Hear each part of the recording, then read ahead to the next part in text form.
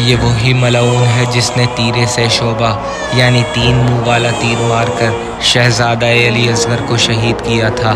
منہال بن عمرو روایت کرتے ہیں کہ میں مکے سے واپسی پر مدینے میں امام زین العابدین علیہ السلام کی خدمت میں حاضر ہوا تو امام زین العابدین علیہ السلام نے مجھ سے پوچھا، حرملہ کا کیا بنا؟ میں اس کو کوفے میں زندہ چھوڑ کر آیا ہوں۔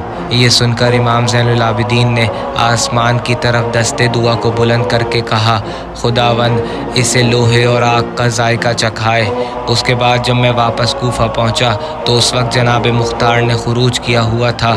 مختار اور میرے درمیان قدیمی راہ و رسم اور محبت تھی، لہٰذا چند روز کے بعد میں مختار سے ملنے کے لیے گیا۔ اس وقت مختار گھر سے باہر آ رہے تھے، مجھے دیکھ کر کہنے لگے، اب تک کہاں رہے ہو؟ نہ ہماری امرات میں شریک ہوئے نہ ہمیں مبارکباد دی۔ اس پہ میں نے جواب دیا کہ میں مکہ گیا ہوا تھا اور ابھی کچھ روز پہلے ہی آیا ہوں۔ اس کے بعد میں بھی مختار کے ساتھ چل دیا۔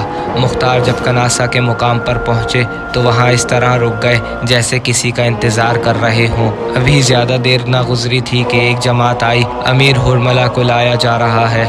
چنانچہ جب اسے حاضر کیا گیا تو مختار نے خوش ہو کر کہا، خدا کا شکر ہے اس نے مجھے تم پر غلبہ دیا۔ اس کے بعد ایک قصاب کو بلایا گیا اور اس کو حکم دیا گیا پہلے ایک ایک کر کے اس کی انگلیاں کاٹی جائیں۔ چنانچہ ایسا ہی کیا گیا۔ پھر اس کے بعد ہاتھ پاؤں کاٹے گئے اور دوسرے اعضاء کو بھی ٹکڑے ٹکڑے کر دیا گیا۔ پھر آگ کو جلا کر اس کا نجس بدن اس میں ڈال دیا گیا یہاں تک کہ جل کے راکھ ہو گیا۔ یہ واقعہ دیکھ کر میں نے تکبیر کی صدا بلند کی۔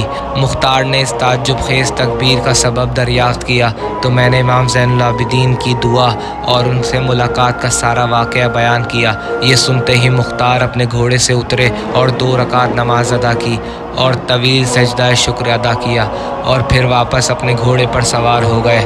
واپسی پر میں نے کھانے کی دعوت دی تو جناب مختار نے کہا، تم نے ہی مجھے اطلاع دی ہے کہ میرے آقا علی ابن حسین نے اس طرح دعا فرمائی تھی۔ اب جب خداوند عالم نے ان کی دعا میرے ہاتھوں پر مستجاب فرمائی تو تم مجھے کھانے کی دعوت دیتے ہو، میں کس طرح کھا لوں جبکہ میں نے اس نعمت کا شکر ادا کرنے کے لیے روزے کی نیت کر لی ہے۔